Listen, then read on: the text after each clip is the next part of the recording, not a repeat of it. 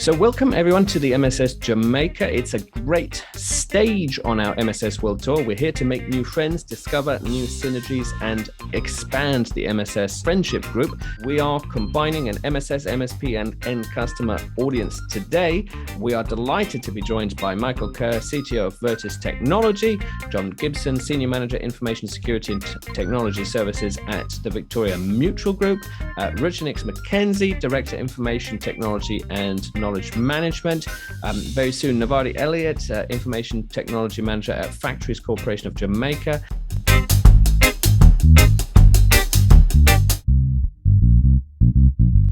What we're looking at for this panel, considering we're combining an MSS, MSP, and end customer audience, we're looking at how that relationship can be improved. Many people are outsourcing, some people are insourcing, but nevertheless, we're thinking about who will lead this effort. But perhaps if we start off with a very big macro question, Michael, almost at odds with the functioning of this whole event, does it make sense to even ask about a threat landscape in Jamaica, or is cyber wherever in the world? So a bit of both, really. Yeah, I would say cyber. Is not Jamaica by itself. We look at what's happening now: remote working. Customers, users, members of staff are working wherever there's connectivity. So it could be a staff member from a Jamaican company that choose to work from anywhere in the world with connectivity. So the focus can no longer be on Jamaica regarding threats, but cyber, I'd say. Okay, I like that. And then Navarda, maybe then a better question is to sort of say, well, can we tell everyone or remind everyone about the digital transformation initiatives that have gone on in Jamaica these last couple of years? Yeah, just repeat that for me, please. So perhaps instead of asking about a specific threat landscape in the world of cyber in Jamaica, why don't we say, let's refresh our memory about the digital transformation initiatives across the last couple of years. Yes, I can definitely say that is something that we can definitely do, especially in terms of education. Because if I should probably, let me say, just delve a little bit, especially where awareness is concerned, right? Unless you're prone to probably, let me say, do things that would probably even cause more harm. So in terms of exposure, I definitely support exposure, and definitely support the fact that persons should be aware of what's going on. I like that, and so, well, maybe does that chime for you, Rychkynjx? Because there's been a lot of digital transformation initiatives. There's been the Jam Decks. There's quite a lot of movement. Why is Jamaica then, specifically good to look at in terms of digital transformation? If you should probably, let me say, look at Jamaica landscape, right? And even compare us here in Jamaica with, let me say, the other Caribbean region, right? If you should interact with persons from those regions, you will realize what they're saying is that where Jamaica is right now, other Caribbean countries, they're not there, right? If you should probably even look at us, especially where the BPO sector is probably going. This is a vast landscape for Jamaica right now, right? And a threat that probably affects a different country, it still affects Jamaica. Fantastic. Well, let's go to Rychkynjx, because I'm conscious I haven't come to you yet, and I think you're on mute.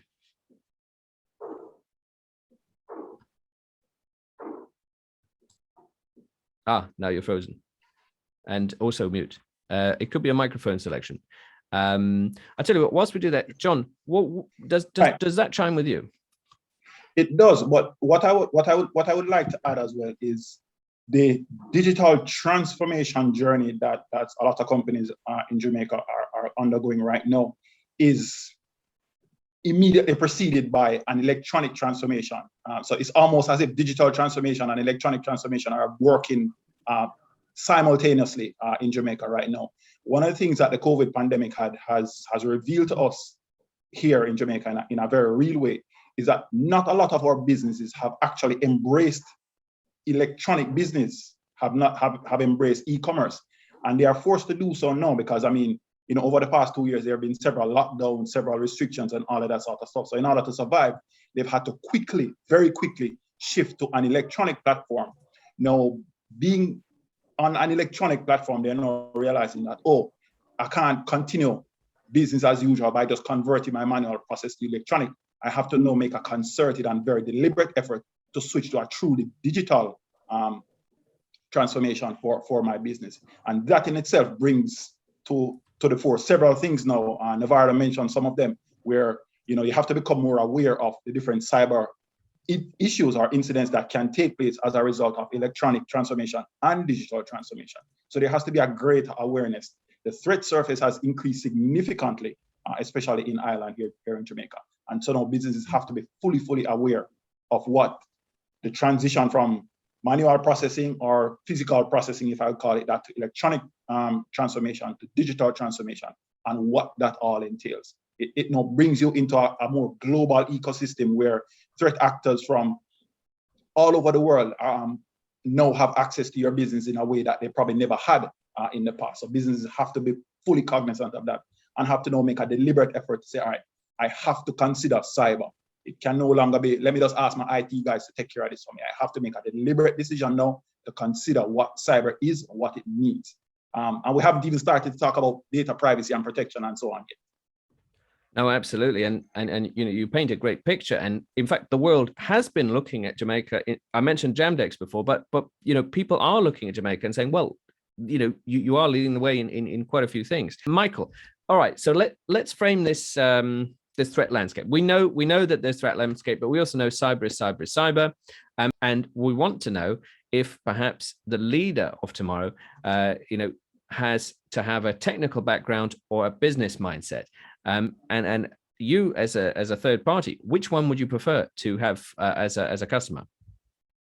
So given the magnitude of security and threat at the moment, you know, I don't think we can no longer say that an individual responsible for security within an organization does not need to have any technical background or any sort of background regarding digital security.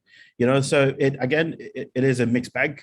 The CISO needs to have a level of technical experience, you know, so that they can ask the relevant questions, you know. So if we look at the fact whereby security is outsourced to an MSSP, they need to ask those questions, whether it be from a reporting standpoint or from a posture standpoint, to make sure that the organization is at the security posture that's required. Indeed, but what would you favor though? Because if you're going to deal with an SME or an SMB, depends how you frame it, would you rather have a business-minded interlocutor on the end customer side, or would you rather some sort of IT literate IT director? Because with the evolution of the need to work with third parties, when we ask who's leading it, it draws up the question, well, do you want a contract manager or do you want a CISO? Yeah. You know, what would you prefer? So definitely a CISO, right? And the word is focus, I think, you know, someone that can focus on security awareness and can basically communicate across various teams. So C-levels to the service provider and disseminate information throughout the organization. So definitely a designated CISO. Okay, I like that. And what about for you, Navarda? Does that chime with you? Because I know at least at the RSA there were many of you might have been to the RSA. It was all they were talking about. They were talking about working with MSPs and MSS security and things like that. But who's going to lead it? Is it a business leader, a technical leader? And if both, how? All right. I would definitely say the hybrid of both, because when you look at the technical leader is actually able to break down what is happening out there in the world, especially where cybersecurity is concerned, right? But when you look at the business leader is that person who is actually now able to bring that to your organization, bring that to your board and state that, listen, based on what is happening, the reputational damage, if this should actually go wrong, is this cost. This is what we want you to now spend for us to actually secure our environment. And bear in mind, some of these persons within these C executive suite, right, understand this. They are not looking each day at what ransomware is doing, where is ransomware. Their core business, what they're looking at is how much money the company is actually making. And from the business side, right, you need that person to be able to break that down into dollars and cents, especially for these companies. Okay, and then let's run with that, and let me give it to John. How can we develop tomorrow's leader to do that? Because what do you want? Do you want all CISOs to go and do an MBA, or is it intuitive? Is it learning on the job? How can we create this leader? Or maybe you might say they don't have to have both sides. So I come down a little bit differently on this fence. I think we actually need two, whether that is two bodies or two entities.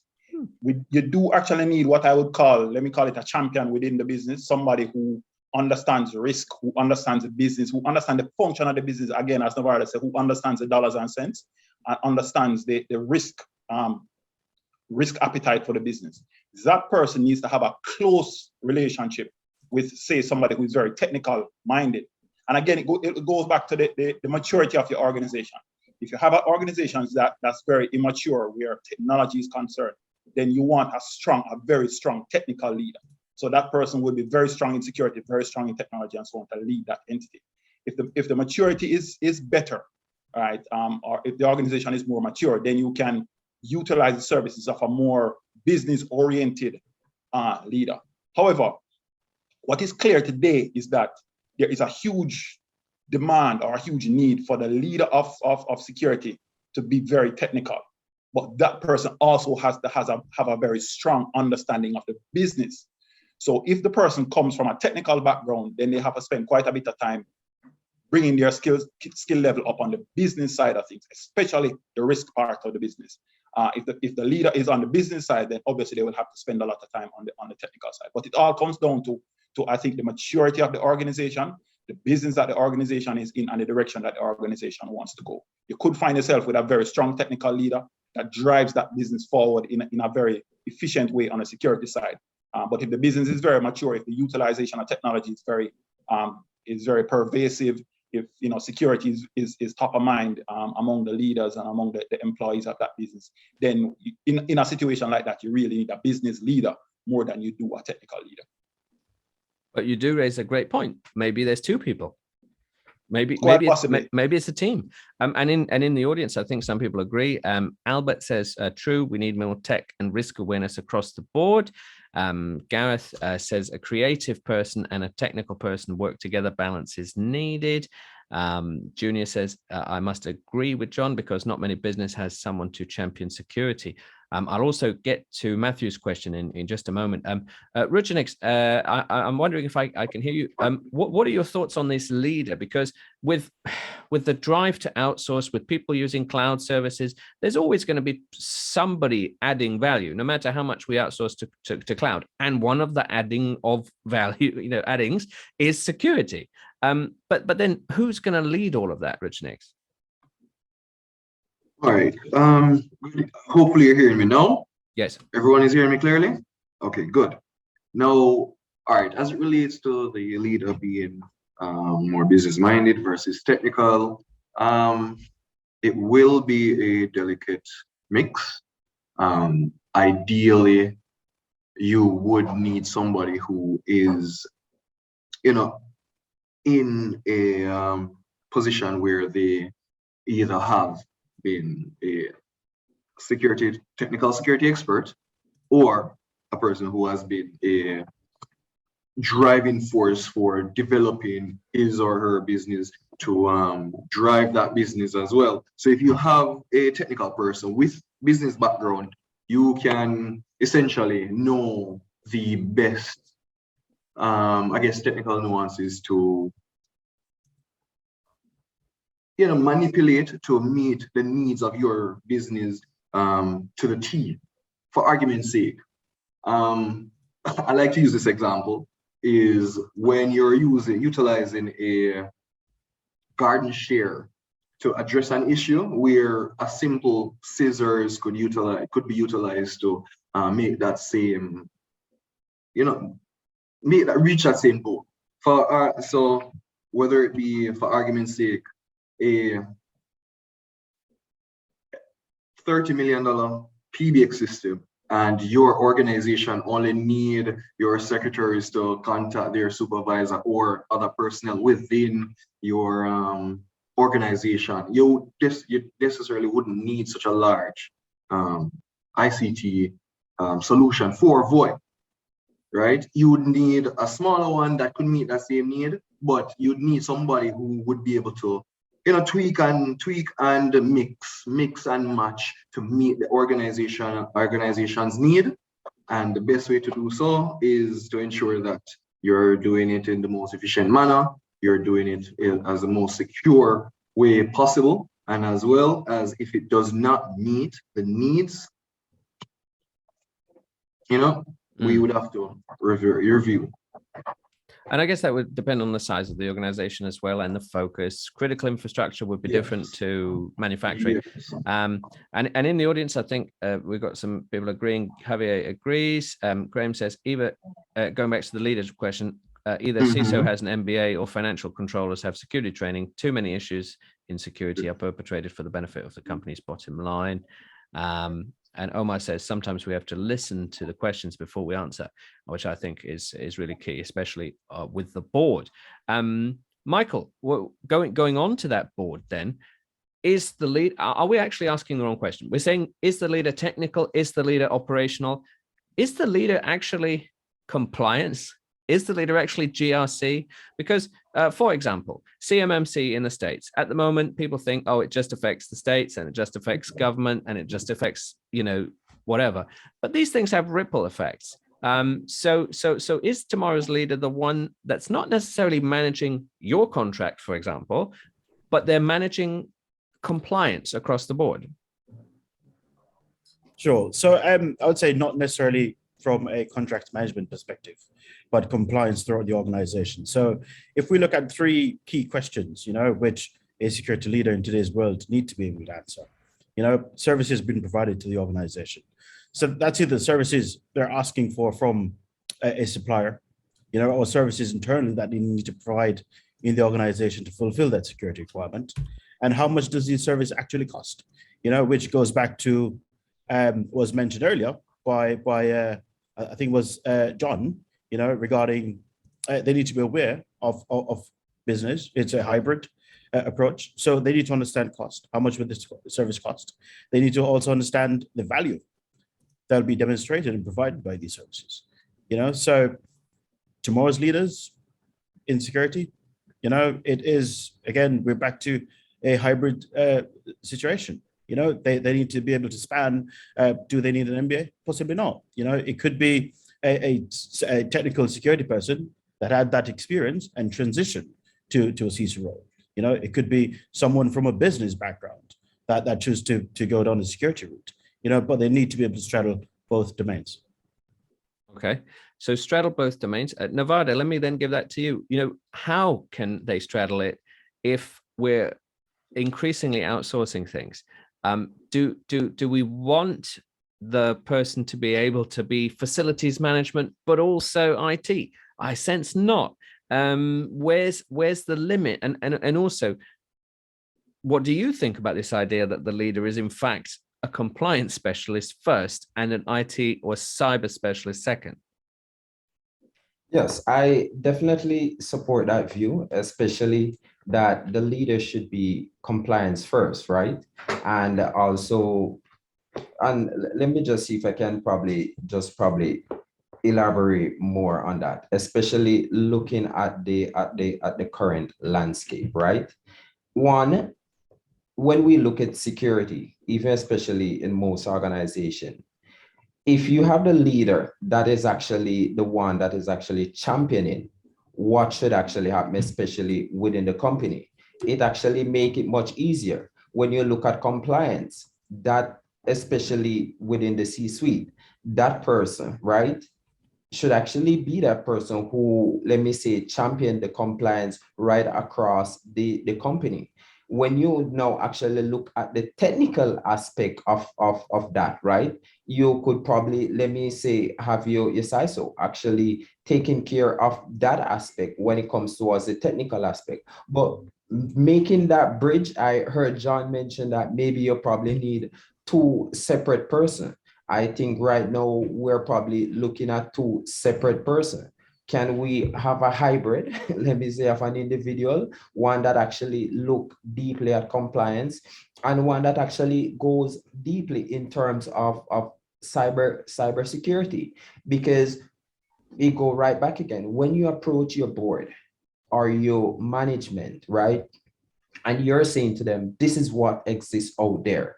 This is the spend, right? This is what we need to do to ensure that we are compliant. Maybe it's two separate persons. Okay, two separate person. And then going back to then, John, you mentioned two separate person that got us off on this very intriguing angle. What do you think? Does this mean office of the CISO instead of CISO? Actually, if you look at some of the larger companies, and maybe it's so that nobody knows who's who, but they say office of the CISO, and you're like, well, are you the compliance person? Are you the is office the way forward, John? It very well is the way forward. Again, this is a discipline that is so massive that to vest that responsibility in any one person, no matter how big or small the company is, may be unrealistic. So the office of the CISO is probably the way to go, where in that office you can have your hybrid team. You can have somebody that represents business, somebody that represents compliance, somebody that represents technical, and together they are working very closely to advance the cause of the business. But one thing I would want to mention that I have come across quite extensively in my journey in security so far is that your security leader need to have a particular soft skill that I've seen being very beneficial. It can be considered a hard skill, but personally I see it as a soft skill.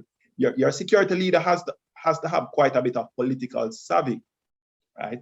They need to be able to walk the floors of the business and get the buy-in or get the ear of the different leaders across the organization, of the different entities across the organization.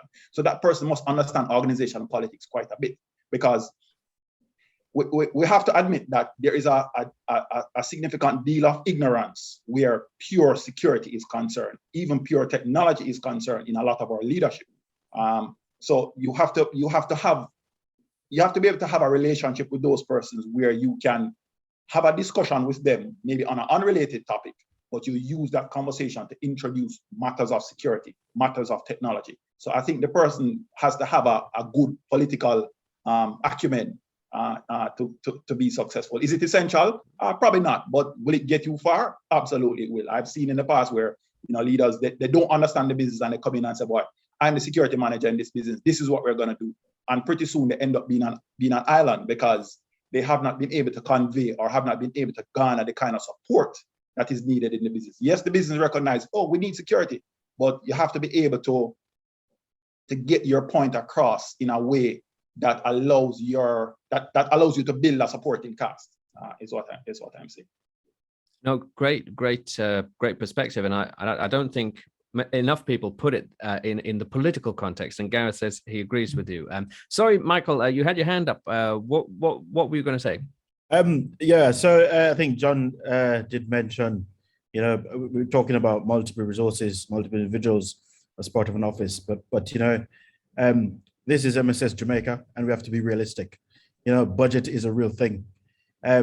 Organizations vary in sizes. There may be cases whereby an organization may not be able to afford multiple resources, to build a security team. So either invest in an individual, and whereby the organization can afford, to stand up a team, then that makes absolute sense. But again, it's a hybrid approach, but we have to be realistic with we're talking about Jamaica, and budgets is a real thing, and there are organizations of different sizes. There are organizations that have allocated millions and millions of US dollars or pounds in security, and there are organizations that have got zero budget regarding security. And in Jamaica, that's because it wasn't really a thing before. If we look at what's happening, whereby more organizations now, more along the financial sector, that did not need to be compliant, need to meet certain compliance. Now, these budgets didn't exist any at all. Now they need to find the money from somewhere to basically, whether they buy the resources in from an external party, or hire or train or convert somebody internally to fulfill these requirements. Right, and I agree with you, Michael. Budget is a huge concern here in Jamaica, and that's why the MSS business is so important to the fulfilling of the security requirements here in Jamaica. Well, not just in Jamaica, but worldwide. But in particular here in Jamaica, the MSS is really, really important because you now have access to a pool of resources at, let me call it, a utility cost. Whereas, as opposed to having to find those persons, onboard them, and continue to pay them over a period of time. The MSS business is very, very important and very critical. And I see it as a way where businesses can increase significantly and in a rapid way their compliance with matters of cybersecurity. And also it gives you, it really does give you that hybrid office that we're speaking of, Michael, albeit a true hybrid office, because it's not confined to your organization alone, but you actually have resources to these experts across the business. You have access to a virtual CISO, virtual technical manager, contracts manager, those sorts of things. The MSS business is really important, and it's a way that businesses locally can bridge that gap where they have budgeted little or nothing to get security in their business. And just to probably add, and when you look at how the landscape is actually changing and the pace at which it is actually changing, when you look at this approach in terms of managed services, it gets you there much quicker than for you to probably be building out a team. When you look at recruiting the right persons, that can be a headache, nightmare, months, just to probably maybe say, even get two of the right person. And where do you go to get those persons that probably have, let me say, the right knowledge to actually deliver on what you want in terms of your specific department, your specific organization? So definitely having managed services, right, it gets you there much quicker. And that's perfect, isn't it? Because now this is a very, very current debate, whereas maybe before the last 2 years, maybe not as current. I certainly remember, like, just for context, 6 years ago, I ran an event in the Netherlands, and MSP said, "Why am I in the same room as MSS? I don't get it." Like, I'm like, "Well, you might want to offer security services," and they're like, "No, I'm just pure." Anyway, we've come a long way, and we got some nice comments in the audience. Junior says, as someone who was in the hospitality industry, I partnered with the legal and compliance team, then used a policy-based approach to manage security risk. This was legal will be the driving force behind security and compliance. This way legal would be. And Omar says, people who will invest in security are those who have the understanding of how it helps them to achieve their short, medium, long-term objectives. And so on. And Cheyenne says, agree, time is money. It's less risky to contract a company that security is a part of than their core businesses. I believe companies should focus on their core business, which I guess, maybe there are some pure play MSPs out there that don't want to touch anything. Rychkynjx, what then could improve this relationship? Because if it's clear that we're going to partner with MSS or MSPs or SMSP or MSP plus S, whatever these third parties are, how can we improve the end customer third party relationship through this leader, Rychkynjx?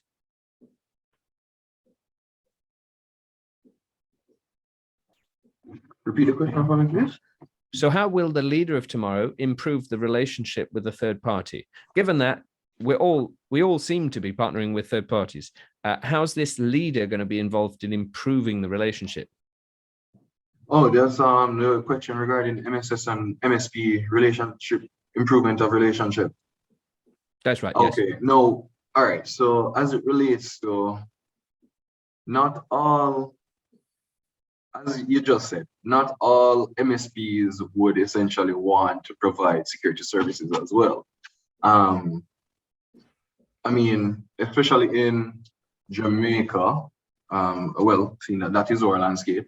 For Jamaica, we have 1 and 2, and you know, we outsource to larger entities for other entities for security purposes, especially for edge devices. Now, in terms of carrying that forward and making it a better relationship, it would be dependent on the service that you want. It would be dependent on the vendors that you can reach out to. So it would all be dependent on all be, I guess, per situation. Okay. Well, that's fair, because I'm trying to get a sweeping soundbite, I suppose. Oh, this will improve the relationship. But you're right. It depends on the context. Yeah, there's no clear-cut one. It's all contextualized. Perfect. I mean, I could give an example as to where one worked for me. Yeah. But it's not a one size fit all. Okay. Well, but Michael, I think you just put your hand up, and I think Navarda as well. But Michael, let's start with you. Yeah, I just want to chime in on this one. I think one of the key things is for the relationship manager within the organization needs to understand that the security provider is there to assist them. It's not there to make their job redundant. It's to make their lives easier, and provide them with the relevant advice and tool sets to make the best of them within their role. It is more about partnership than just needing to sell something, essentially. Okay, partnership as opposed to needing to sell something. No, Navarda, you jumped in. What are your thoughts? I would say even open communication, right? I realize that in the past I've interacted, let me say, with some of these large security companies. And when I break it down in terms of their partners, most of them was basically trying to do sell me boxes, right? Boxes, purchase this. If you buy this firewall, it will do this. If you buy this EDR, it will do this. And the long list goes on. And at the end of the day, sometimes all I need is just proper communication. Hey, listen, this is your organization. This is your budget, right? This is what we can use as a starting line. This is a phase 1. This is a phase 2 approach. Bear in mind, we might probably never get to where I say we are completely secure. Anything that is completely secure to me right now is probably still in the box, not plugged in. So communication, definitely for me. Okay, yeah, and certainly that doesn't sell in a subscription package, does it? Apart from maybe your mobile phone subscriber, communication. But that's really key. And Omar in the audience says, if you don't want to provide security as a service, then you might not be an MSSP, which is in fact absolutely fine, because we are talking about the world of the MSP and the MSSP and the possible crossover. People might want to mix and match. But let's see. So, John, are you still there, John? Yes, I'm still here. So, tomorrow's leader on the end customer side, perhaps, are they the ultimate translator or the ultimate sense checker? People have mentioned EDR or XDR, and of course, some people have criticized XDR because if you do manage to compromise it, then you do have your fingers in lots of pies and things like that. Is tomorrow's leader the ultimate sense checker almost? The CEO goes to play golf with somebody and they come back and they say, AI, it's the future. And you're like, yeah, okay. But so does that turn you into the ultimate translator sense checker? No, because I think there's always going to be an abrasive relationship, let me call it that, between the sense checker and the technical part of the business, whether that's security or technology. I think tomorrow's leader is a risk understanding leader, because that person will now be able to say, all right, here what? If we don't do these things, here is the risk that we face. And when we face these risks, here is how that risk affects the dollars and cents. So I think tomorrow's leader is a risk leader. Somebody who understands business risk, somebody who understands technical risk, somebody who understands operational risk. That is what I think tomorrow's leader would be, a risk leader. Because of course, the sense checker will always be checking the sense. And again, as I said, they might elect to take the route, they might elect to approve the route that Navarda mentioned, where, let us buy this box and put it in. We can go down, we can go into the data center way. We know that we spend $10 million on this piece of equipment. We know that it has all of these flashing lights, it's providing security. I can see that. I can mark that off as a fixed asset and all of that sort of stuff.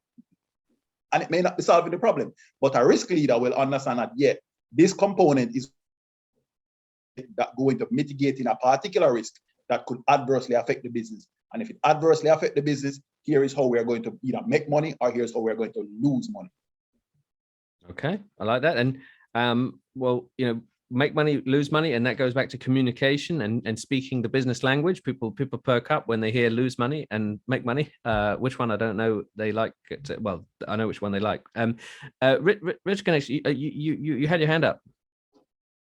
Yes, I had my hand up. Again, it was actually Rychkynjx. Oh, Rychkynjx. Oh, Rychkynjx. yes, now that makes sense. Sorry. Yes. Rychkynjx. That's fine. So just a spin-off of what Mr. Gibson said. Yes, dollars and cents do make sense. A lot of times, though, I've realized that I've been placed in situations where I have to be cognizant of all of those. So one of those, office of CISO, where you have one person doing, a bit more work. So it still does back down. Do I understand how my company makes money? Do I understand how my customers would need my services? Do I understand how the service I want a vendor to provide will meet my company's needs at the best price possible? Right? So back down to the contracts and all, you have to ensure that everything that you need is being hit. Because if you're not doing that, it will come again. You look back to compliance.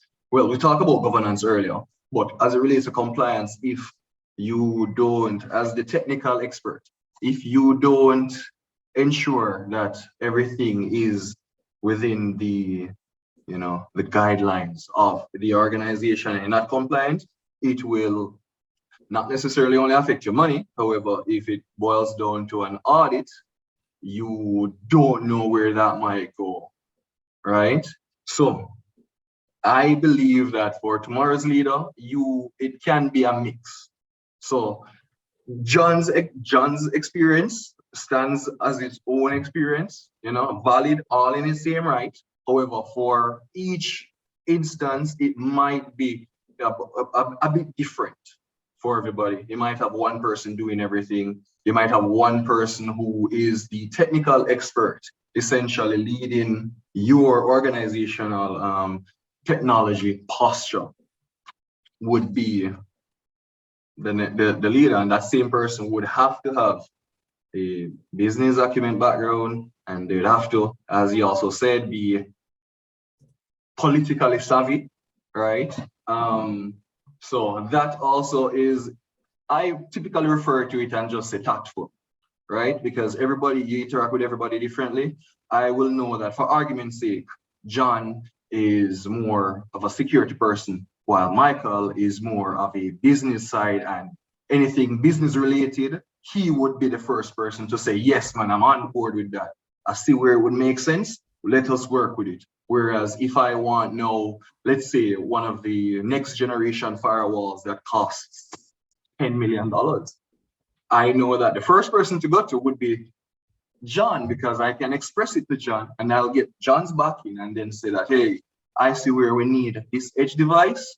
It will protect us against XYZ. If it is that we need an EDR and this particular one has an EDR, I can use that as well to say that this is how it would benefit our business. And then I go back to Michael now and say that, hey, Michael, remember those two things that we wanted? I found a solution where instead of we buying two separate things, we can buy one and it will meet our needs, right? So as it relates to business continuity solutions, I know that, you know, Michael is the person to go to that first, where I'll get his support, his backing, and then I'll go to the next step. Different leaders for different topics, I think. Conscious of time, but I know, Michael, you've got your hand up. What are your thoughts on this, and I suppose what we can hope to achieve from an event such as this? You're on mute, sorry. So for me, it's how do you measure cost, right? Which falls back to risk, as John mentioned. What would this cost if I don't have this regarding risk? You know, so you could buy the latest and greatest firewall, but again, you need a trusted partner. You need to be able to find a MSSP or an MSP that provides you the services, and that partnership that doesn't tell you the wrong thing. You know, that doesn't just sell your box because you ask for it. You know, and also understand risk from a strategic standpoint. You know, does this align strategically? Okay, what does it cost not to have this capability in place? And say if this risk was to be realized, what would it cost the business? Would the business be able to operate? How long would the downtime be? You know, what's the cost to recovery? That sort of thing. So it is a risk-based strategic approach, right, with a technical understanding, you know, of what needs to happen. Yeah, it's roundabout. And that will be a good segue for our next panel, because that's in fact the topic of the next panel. And I think Rojaun agrees with you, Michael. Rojaun says the needs definitely need to be identified and defined from the CEO to technical personnel, which is a careful balance. Maybe it can be the one person or maybe the team, as we just said, but it's very, very important. Omar says security is pragmatic in its approach. Don't use a hammer on a thumbtack. Hammers were built for nails. Ah, okay. Very good. All right. Well, Michael, Navarda, Rychkynjx, and John, thank you for being such great panelists, starting us off on the session. It's great to be here at the MSS Jamaica. Let's give you a big virtual round of applause, and I look forward to seeing you in the audience. All right. Thank you. Thank you, Phil. Thank you very much. Thank you. Thanks, Matthew. Thanks, Rojaun. Thanks, Azar. So we've just been talking about the technical leader as a good segue. So let's bring our next panelists up onto the stage, because it's actually something quite special to see what's coming through the ranks and what is getting more important in terms of technical ability. So I'm going to promote our next panelists, and then I'll give them an introduction. Well, it's a great pleasure to be here at the MSS Jamaica, and on our panel, we are very, very pleased to be joined by Agyei Masters, Cybersecurity Analyst, Threat Intelligence, Symptai Consulting, Junior Gilpin, Group Security Analyst, Island Roots, Rojaun Reid, Senior Security Operations Specialist, Digicel Group. Very soon, Omar Gentles, Senior Service Delivery Manager. Omar, you've been very, very active in the chat. What about for you? How's it been? It has been great. A lot of useful information, and I have learned, just different things just now from, the viewpoint of different professionals. So it is good so far. Okay, very good, very good. Well, let's then get into our questions for the technical leader of tomorrow. Why are we talking technical leader and wondering about how special that might be? Because at least in the States, there have been a couple of high-profile cases where people have said the CISO doesn't need any technical ability anymore. They can be an administrator. Obviously, not our previous panel, but there's been a bit of an accusation in the States, at least. Oh, we can forget about engineering skills. A CISO can't hang out with the engineer, ... I'm not a fan of that approach, of course. Junior, let me start off with you. Who is the security engineer today? What kind of flavors? Let's set the scene. What flavors of engineer are there anyway? You'd have to rephrase that question, because I'm not sure what you mean by flavors. Okay, so because we got solutions engineer, we got in-house engineer, we got MSS engineer, we've got developing engineers, DevSecOps. What who is the security engineer today, and what is their background? Right, so for the security engineer, I would say that it's a mixture of, it would all depends on what the organization is looking for, what's the operational background of the IT infrastructure within that organization. Because if you're operating within a DevOps culture, you would want an engineer that's versed in DevSecOps. If you're just operating a single business, maybe you'd want someone that's just a security engineer per se. So it all depends on the business, what the business does, and how well you're trying to secure the information. Because you have business now looking at persons that are able to engineer CI/CD pipelines and stuff like that. You have persons that want engineer for, let's say, application security. So it all depends. Okay, like many things, and as our previous panel pointed out, it depends. Rojaun, same question to you, but with a slightly more nuanced angle, I suppose. When we're talking about the engineer of today, why is the engineer not the architect? Where is that line? Because we're trying to define what flavors or what types of engineer we have out there. Surely some engineers today have gone all the way towards becoming an architect, but they're not quite an architect. Well, as the earlier panel said, it really depends. What you'll find out here in Jamaica is some shops are set up where there's clear delineation between the roles, and other shops you have a catch-all for just a security guy. So you'll see designs being pumped out by somebody that would not be considered an architect by the standard definition or the qualifications, but just based off the needs of the company or wherever they're currently employed, they might be acting in that role. I know the landscape in Jamaica as cybersecurity isn't as it is in other more developed areas. The teams tend to be a bit smaller, so architects are normally, just a technical expert on the team that's familiar with it or working alongside, let's say, an implementation team from, let's say, a vendor for a solution to work together to get it done. So I don't believe we have many just plain architect only roles in Jamaica. At least I don't know of any. Okay, no, that's good. And as we set out, it depends, but we're narrowing it. We're getting closer. We're getting closer to specifying what we're talking about on this panel, I suppose. Garth, welcome. What about for you? Because if we look at Jamaica, the opening panel, we said, what's the threat landscape in Jamaica or digital transformation? No one talks about Jamdex. I suspect it's, you got to watch and wait and see the digital transformation landscape.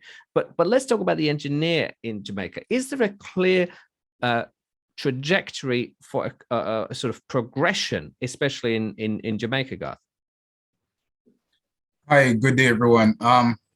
Apologies for everything here. I'm actually haven't been feeling so well. Oh no. So, yeah, I'm recovering. In general, based on the panel earlier, the threat landscape for Jamaica it's not as in depth as it should be, and I believe it is taking form, but it's not moving as fast as it should be, right? So where that is concerned, there isn't really much of a clear designation for security architects per se.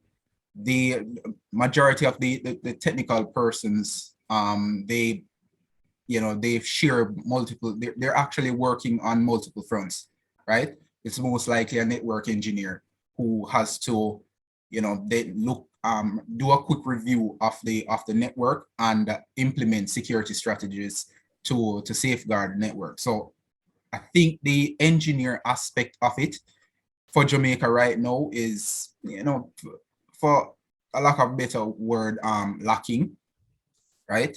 But I believe that with a concerted effort that it definitely will be gaining picking up steam, sorry, and it will be it will actually be expanding as time goes by.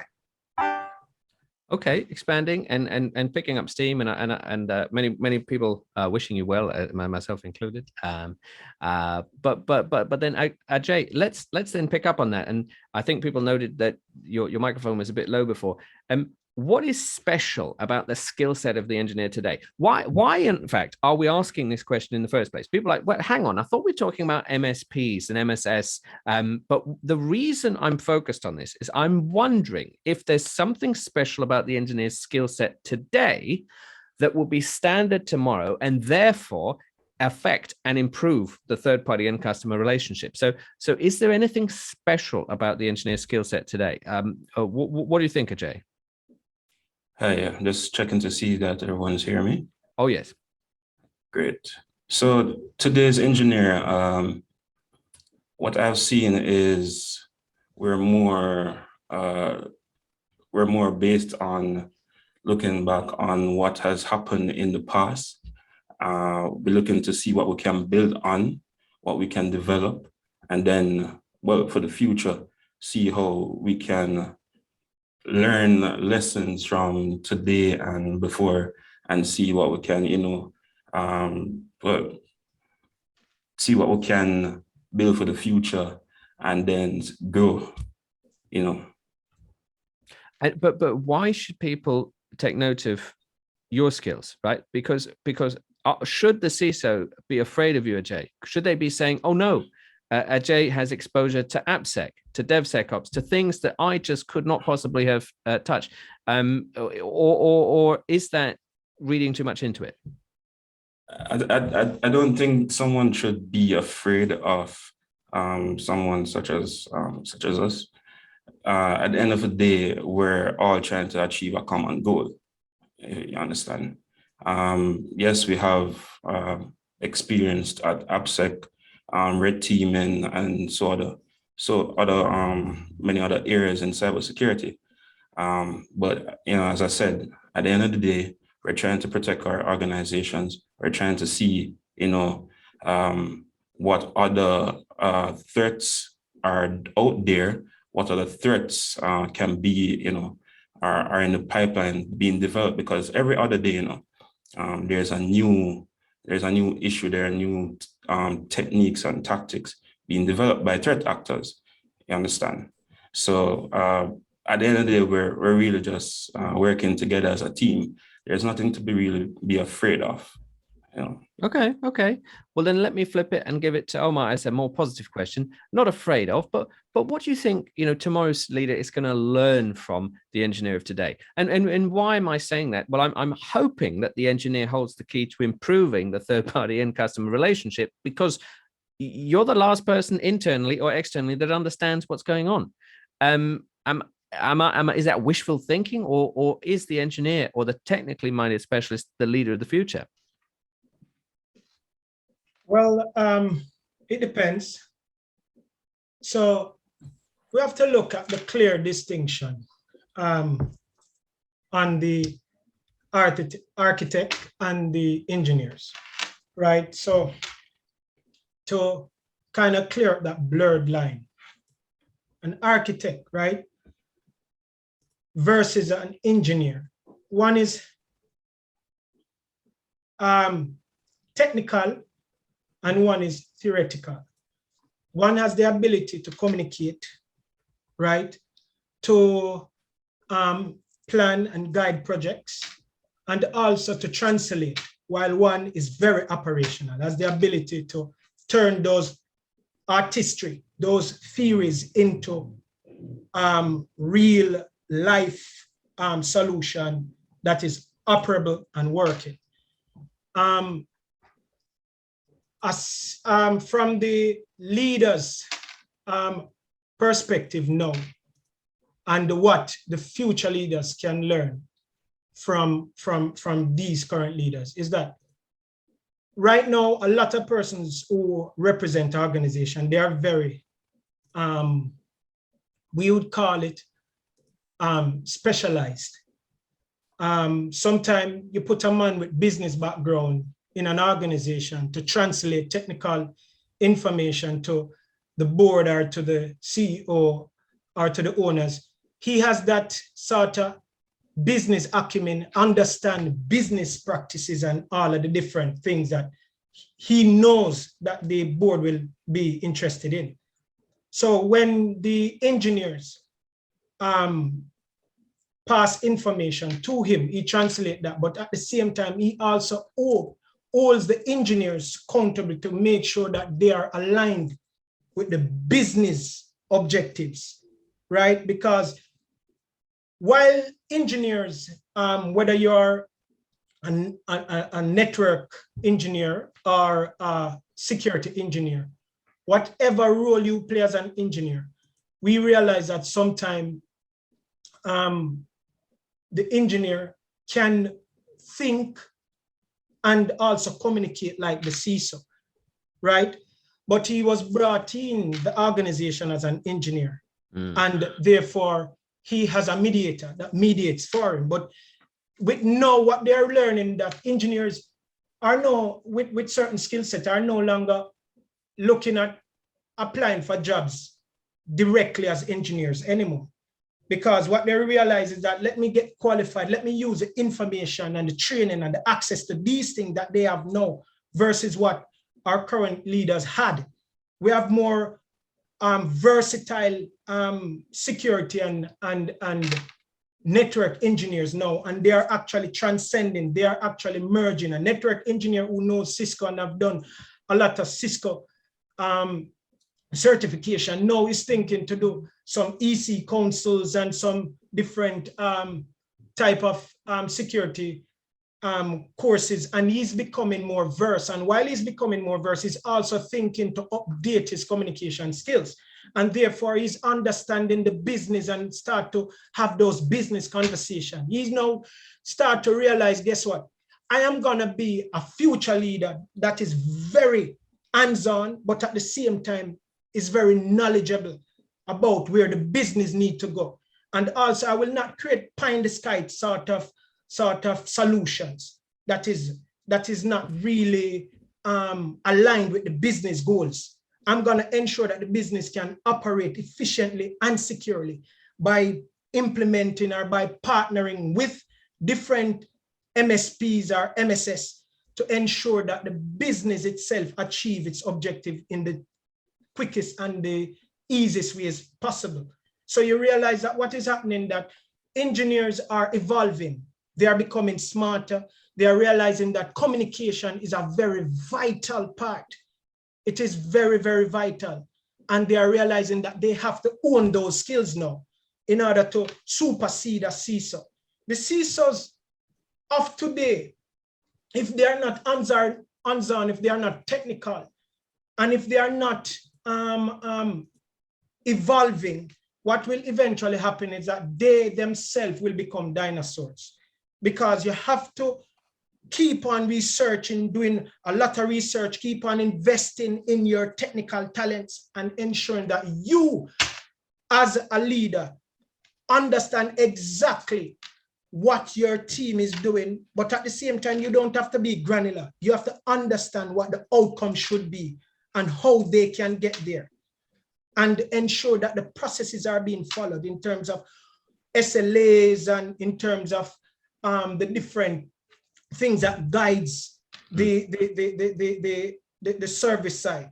And that is one of the things that we will realize that the current engineers will have over, right? Becoming leaders will have over our current leaders because of information access, easy access to courses, faster growth periods, because they can bulk up on certification quicker than we could in the past. And that is causing them to evolve at a rapid pace. And they're gonna be a force to be reckoned with. And I believe that if they can own their communication skills, because obviously one of the biggest part of communication is their ability to listen and translate. And once you can own those skills, you will become a powerful leader in the space in the future. Great, great testimony, great vision. I think that resounds with a lot of people. Paulina, by the way, you had your hand up in the audience, but if you want to drop something into chat, we can also pick it up. I'm going to come to our other panelists very soon. Randy says, that's a solid point, Omar. You cannot secure a company to its own detriment. This is more possible than we realize, the law of unintended consequences. Wendy says, absolutely agree with Omar. David says, many good points, Omar. The architect is not always just theoretical. Many are also technical. Some of the best architects are engineers. And Rojaun says, solid points. Let me come to Garth and then Rojaun, because I know you had your hand up. And then on my order of things, I was going to come to Junior after that. So Garth first. Solid presentation, Omar. I must commend you on that. You did cover vital points, and that is indeed true. Just to follow up and to add on to it, the leaders that are now going to be, you know, taking up the C-suite positions where security is concerned. These leaders are no longer going to be required to just sit behind a desk and just, you know, wear that title. They are going to be, without a doubt, having to evolve. With this rapidly evolving threat landscape, the security industry in Jamaica, the C-suite personnel will definitely have to evolve with it, right? They are going to need to be able to liaise with the engineers properly. It's not just a case where, you know, it's flashing the title or you know, waving up that position around to say that, hey, I'm the head.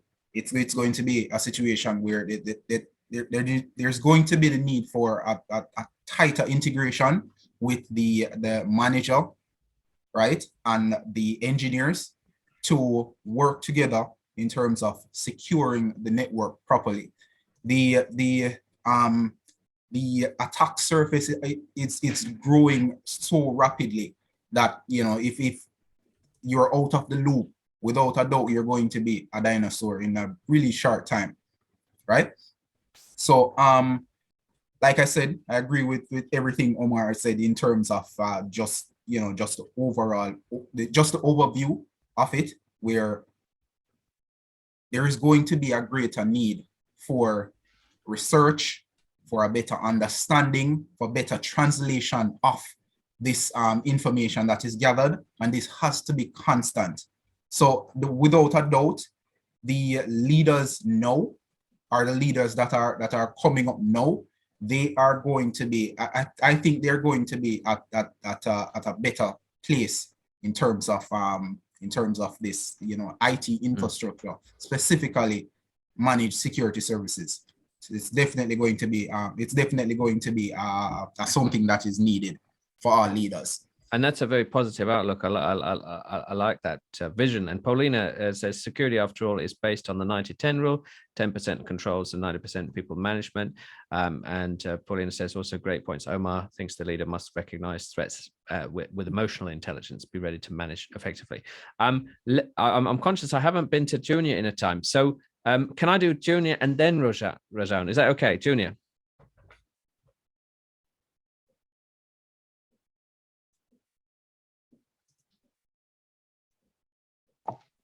All right, so I think you can let Rojaun go first and then I'll go after, because his hand has been up for a while now. Okay, perfect. Rojaun, let's do that then.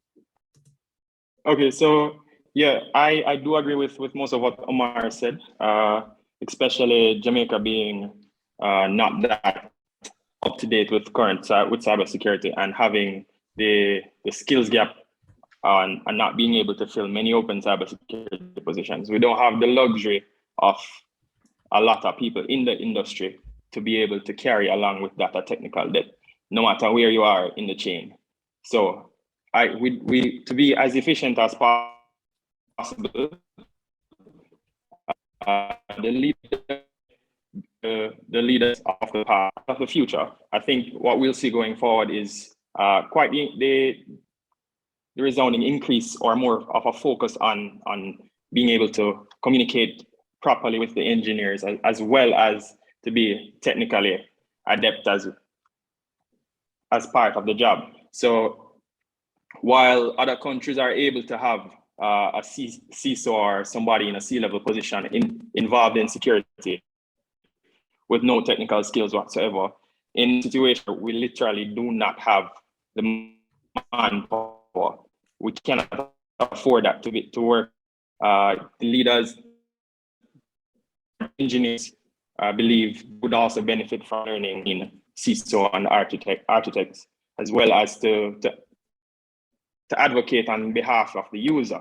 An architect can look at something on paper and it would be the best way to prevent an attack. However, a user will probably be typing in 4 passwords. The user's experience has to be relayed by the engineer themselves between the architect as well as the CISO. So act as, we see the leaders, the current engineers being the leaders tomorrow, will bring across that current technical skill by itself, I'd say, of being able to advocate for the user, be that middle ground to allow for a better balance of security where we're not inconveniencing our users to maintain security. And I love that dynamic of architect almost doing astronaut architecture and the engineer saying, well, if you actually tried it, it might not. Nobody will use the system. Exactly. It might not work the way you think. So I will come to you, Omar, but let me come to Junior, because Junior, what then does this mean when we're looking at this panel to say engineers could be the key to improving the third-party end customer relationship? Does it mean that we're agreeing that that's the case, or what direction do you think that takes us in? Right, so for me, I would have to agree with that being the case, because as Omar said earlier, has raised some really great points, which I do agree with. Rojaun also reinforced some of those points. So for me, I'm someone who is aspired to be a leader within the field, right? Now I have experience in engineering, but the disconnect between myself and leadership kind of give me the advantage, because now I see where leadership is falling short. So if I am going to be a CISO in the future, at least I know where the gaps are, because I have to interact directly with the customers, with the service providers, and also users, because I provide security awareness training for them also. So while doing that, I get a solid feedback from the users as to how the system is affecting productivity, how controls are affecting other areas of the business. So 2-3 years from now, me in a leadership position, I'd be able to make decisions that would, I would say, benefit the organization greatly, because then I would have had a lot of experience in some of the pitfalls that we've had over the past years, some of the loopholes and gaps that are between the engineer, the architect, and the CISO. And that would be the interplay, wouldn't it? That would smooth things over. And sorry, Omar, you got your hand up. Do you also think that might be the case? Well, I think so. But what I wanted to correct 2 things.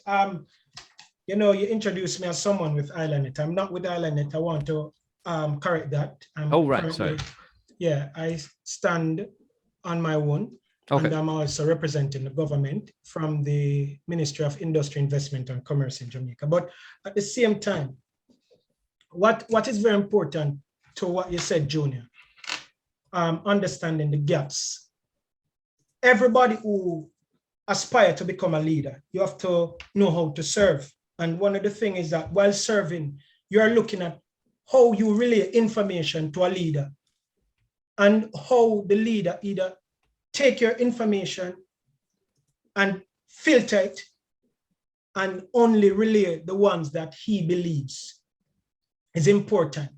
And he might just leave out something that is important and it cause maybe a customer to experience some ill services that the customer eventually come back around to complain, and then it becomes a sore site. One of the things that we have learned about leadership and how engineers can become even better leaders than the current leaders is that sometimes leaders now are so arrogant they don't listen.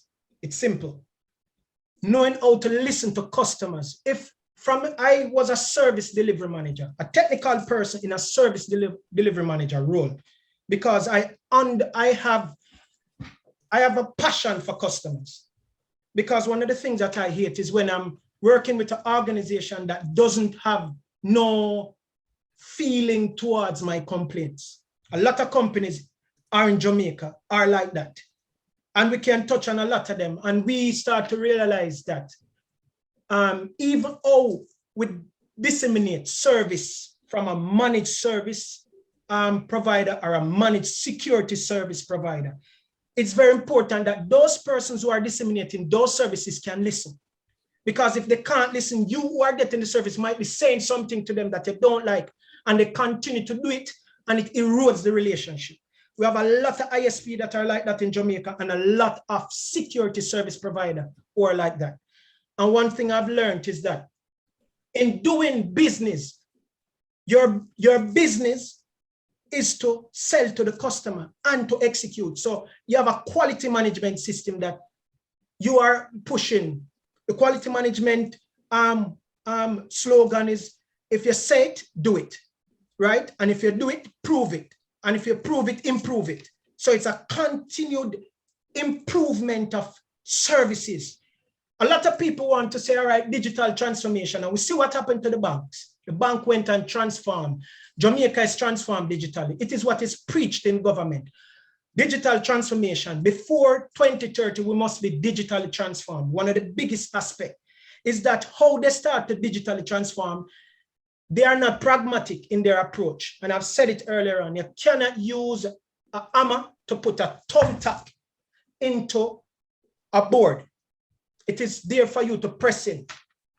Big security appliances with weak configuration and weak policies and weak practices, weak awareness programs, weak insider threat, vulnerability assessment. When it is weak, it doesn't matter what appliance, it doesn't matter what is the accolades and the accreditation of your CEOs and your CIOs. If you cannot translate what the customer wants and understand that security as a service means that you must provide a service that is acceptable and also exceeding the customer's expectation.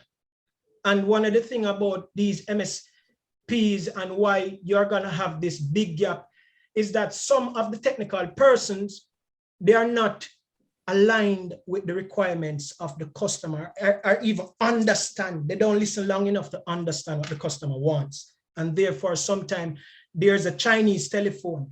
The customer says something, but how the engineer relays it to the CISO, it's distorted, and then the CISO bring a distortion to the board because the CISO might not come back and sit with the engineers and be among them, understand, take some of the phone calls, understand what is happening, and then start to get a more feel of what the customers want, because customer transform business. Once a demand of the customer changes, the business has to change with it. We don't dictate what the customer wants. The environment, look at what is happening. Let's ask a question earlier on about threat landscape. Threat landscape. The threat landscape is where the threats are and what can be exploited. The threat landscape is where the threats are and what can be exploited, those threat surfaces. How do you transform digitally if you don't know what the threats are? Who is doing the register to take all the risk and putting them down? We see, as I've said before, the bank transform with a BPO where the bank have outsourced. And one thing is very clear with BPOs, there's attrition. So with the attrition, people touching information and they are leaving the banks, those BPOs, sorry. So the bank has its BPOs doing customer call. These agents have information to the customer, and then eventually they are there for 2 weeks or 1 week or whatever, they are leaving. These people going back into the street. We talk about threat landscape. You see the threats. You can see the threat expanding because the surfaces is where the information is and can be exploited. That's all I'm saying. So, it's very so the leaders have to become more aware of what the customer wants. The people of Jamaica or anywhere in the Caribbean or in the globe, what they want. and how do you serve them best? Well, let's bring in Agyei on that, because do you think then that you as an engineer are best placed to find out what the customer really wants? Because you actually speak their language, Agyei. Let's bring you, because I see you've got your hand up as well. Yes, so I wanted to comment on that point. So as a consultant, you have to be customer facing, right? And also as an engineer, trying to, figure out what the issues are and coming up with the solutions, you have to understand the customer's environment. You have to see what is there and then see what issues you can dig up and then come up with those solutions. Without that, there's no progress. Understand? There has been cases that we've seen in the real world. We talk about what you call it now, security awareness. We do the security awareness training, and then we go out and do these different exercises, and not knowing that we are potentially creating inside a threat due to the lack of understanding the customer's environment. That's something that we really need to look into, Yeah, absolutely. And then maybe Rojaun, could you respond to that? Because it could be that the engineer is the key to solving that. That's what we're sort of asking on this panel. Yeah, for sure. So as a customer-facing person, an engineer or a consultant, it really isn't an acceptable thing to say that, oh, the customer isn't taking something serious, or the customer is not doing what we're asking them to do. Because as part of your job as a customer-facing person, as a customer-facing engineer or a consultant, is to relay the severity of threats and to get across the need and the importance of solutions that need to be implemented, the importance of policy changes that need to go into place. A lot of places are implementing expensive systems, off-the-shelf security awareness training, and just bringing it into their environment where they're getting which ends up causing detrimental impact to the environment, because we don't face the same threats as everybody else. So off-the-shelf stuff won't work.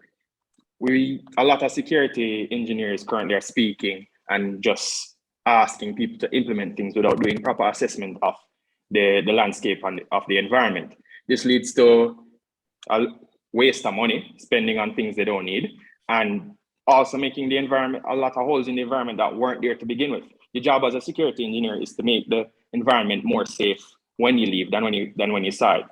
So it really is counterproductive to be going there and implementing things that leave an open hole there or make customers less secure.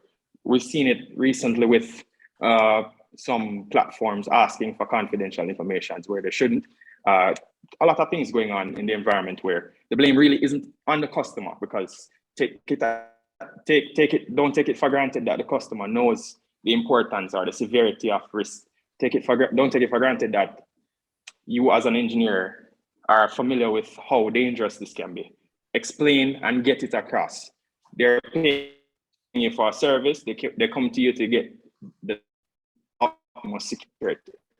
And the ability to much just as the Yeah, absolutely. I like that. And also it pushes back on this notion. Sometimes with some of our other events, we get architects saying, well, if I didn't push the engineers, they'd never find out that it was possible. All right, there is a sense there, yeah. But there is also the sense that we need to sense check. So conscious of time, Junior, you had your hand up briefly, and I know I was going to come to you anyway on the roster. What are your thoughts on all of this? What are your hopes that we can sort of go away from a short event such as this, where we're looking to improve the third party and customer relationship? Is it you? Are you the key? I guess I'm saying, is the engineer the key? As I said earlier, I think that is the key, because based on what Rojaun was saying a while ago, right? I've had experience with service provider where we pay for an off-the-shelf solution, right? And then at the end of our contract period, I get an email from the service provider saying, oh, your service is up for renewal. We're going to reach out to you in a week or two so we can discuss renewal, right? Now I've been waiting for almost 3 months and still haven't gotten any information from them. And the fact that the solution has expired. So let's say I'm using an EDR solution. Now all the modules have been expired and I can't get to anyone within the organization. So for me, I'm going to look at an organization that assigns a technical account manager and a customer success manager to our organization, because at the end of the day, I want the proper service for my organization, because I'm the one who will be left in the dark or who will be thrown under the bus if there should be an attack while this module has expired. So I think that's going to lie on the engineers, because even though I may send out an email to my boss saying that, hey, this module has expired, I think they have already put the onus on you to ensure that these things are being done within the time frame that is given. So back to what Rojaun said, we need to have that coalition between us, the engineers, and the service provider, and also the customers, because in the end, the customers are the ones that are affected the most. And that definitely chimes with our audience. Paulina, I think, agrees. Contract management and third-party management is important. Matthew, hi, Matthew, still there? Good to see you. Absolutely, Paulina. Unfortunately, C-suite and clientele will at times not understand this. And Michael says, all depends on the maturity of the organization. That it depends thing, which as a moderator, I'm trying to avoid at all costs that it depends answer. But whatever, it actually does depend, doesn't it? And Matthew says $signs. Which is really key. Let me then give this question to Omar. What do you think people can take away from? I know it's only a couple of panels, and yes, I'd love to explore these topics in greater detail. But if you were to give people some sort of thoughts from this event, looking at improving the end customer third party relationship, what do you think they should go away and investigate or go away and think about? And you're on mute, sorry, Omar. My bad. I think one of the most important thing as a takeaway, or should be one of the most important takeaways, is the fact that this conference is giving us insight of how we can better shape MSS and MSPs, right, to become more integrated with the client's desires, right? And if it's the solution that is where the engineers are, using them as a problem solver and also having them becoming that interaction between the client and the board or the CISO. This takeaway is that organization should now look at how do we improve internally?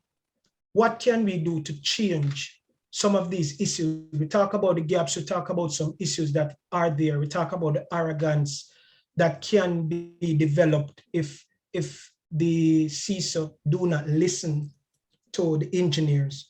And we talk about engineers that becoming CISO. One thing the panel have mentioned and is a big takeaway for the audience is that there is indeed many different things that can be done to improve services from MSS and MSP, and we should start to explore research. We should not feel at ease that we are doing all that we can do, but we should try to do more, and that's one of the most important takeaways. Love it. That's really important. And again, I think we have a very agreeable audience that likes to agree with a lot of things, which is good news, right? Because we're onto something. Matthew says the wonderful thing about these forums are that it helps all attendees and speakers to understand that this is not a regional issue, but a worldwide issue. Randy says cybersec on whole in Jamaica beneath security is a cultural issue. We are reactive culture and quite myopic. Habitually, we favor cures over prevention, and this needs to be fixed, which I dare say might be world over, not just regionally. And Rojaun agrees with that. Rojaun, you've got your hand up. So what are your takeaways? Well, we took the approach of looking at it from today's engineers becoming tomorrow's leaders. While that's good for a discussion as we're having here, what really needs to happen to actually provide value to the industry is we can't wait for that to happen, because we'll be doing the industry on a whole, our companies, our employees, everybody in cybersecurity a disservice if we don't work on actionable items now. So we can't wait until the engineers now become the leaders of the future. The leaders now need to foster the growth mindset and the communication with the engineers to work on what we can do to have things to be as close to as efficient as possible with what we have currently. So the gaps are there. We know them, we see them. A lot of companies or personnel like to ignore them and act like they don't exist. While us, the engineers, can see them and speak on them, we don't have the power to change. So it would really take cooperation and just a change in culture to facilitate the working together of the engineers and let's say C-level and above to get the correct changes implemented, and not just a mandate from the C-levels to say, hey, do this because we need this. And instead we could have a conversation on and come together to decide on what product we'll be going forward with to, foster the communication, and we'll then get not something off the shelf, but something that will address the threats that us as engineers are seeing daily, address the holes that us as engineers are seeing daily, instead of just grabbing something that's, let's say, industry standard or the best for everybody. We could get something more tailor-made from the start, and from there, we'd work on getting the environment on a whole more secure, instead of having to, why not? Yeah, I love that, and you can imagine someone says my new sparkly box will do X, Y, and Z. Yeah, fine, but did I ask for it? Like, is it solving a problem? Which is key. I tell you what, then I know we are over time, but I like this, I really do. I think this is a worthwhile panel. I can see that Garth is still there actually, and I haven't come to Garth because you've been off screen. If you have any parting thoughts, then let me know. Yes, I'm still here. Been in and out. So just a moment. With everything said, I do agree with all the points made and everything. What I strongly believe though, the question on whether or not the engineer is the key, right? I believe the engineer plays a vital role, but the engineer wouldn't particularly be the key, because we need the information from the customers in terms of what would work best for them, right? We would then, as the engineer, have to look into it, right? To verify that this would actually meet the needs of the company, right? And then pass this information up, convey it in as clear and a concise manner as possible to the C-suite executives, in indicating that based on what we have received from the customers and or assessment of the overall infrastructure, this is what we think would be best, right? And then allow them to hash it out amongst themselves, and then we come to a decision, and this needs to be a continuous process in order for this entire security architecture to benefit everybody who is involved, right? So I wouldn't, like I said, I wouldn't say the key would be the engineers, but we as the engineers and the architects would most definitely play a vital role in the overall constructing the package and putting it out there, and then constantly reviewing and evolving and ensuring that this grows along with the company and everything that happens within cyberspace. Great sentiment, and I'm hoping that also chimes with the rest of our panel. I am conscious of being over time. I'm happy to be here if you are. Agyei, what are your parting thoughts? All right, so I do agree with a lot of the points that were made. One thing that I want to bring up is the fact that, you know, prevention is better than cure. You understand? We should have learned from our lesson, the lessons from 2-3 years ago, the pandemic. That was a key lesson to all of us. You understand? So what I'm hoping that in the future, that lesson may change the culture, that is the current culture about, you know, cybersecurity. And, you know, if it's not broken, it doesn't need fixing, you know. But as engineers, what we need to do is, you know, I've touched on this before, which is, you know, I talk about researching and so on. We need to go out there and work with the architects, right? The architects are responsible for, you know, painting a picture, and then the engineers, you know, bringing that picture, you know, to life, right? But what we need to do is work together also with the leaders, point out the possible issues and see how best we can come up with solutions for the future, because we don't know what's going to happen. Anything can happen again in the next couple of years, or probably next month or so. We don't know. We just need to be prepared. And you're going to be key in that preparedness, and so are MSPs, and so is the world of the MSS. It's all to play for. But I dare say that geography will matter less and less.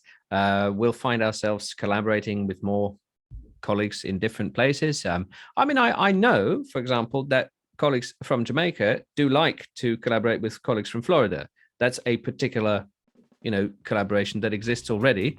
But I don't see why we can't just see, you know, colleagues from everywhere collaborating with everywhere. Anyway, that's a big lofty vision that may or may not happen.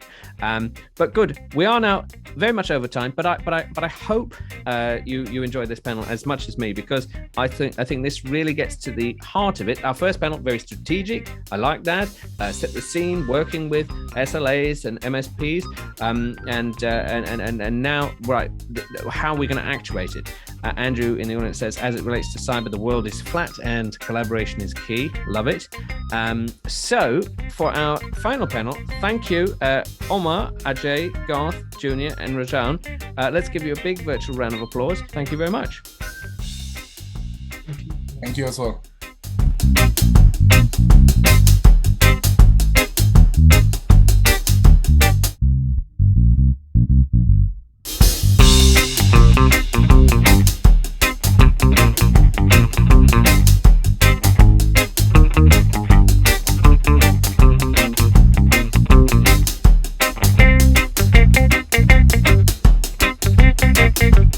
Thank you.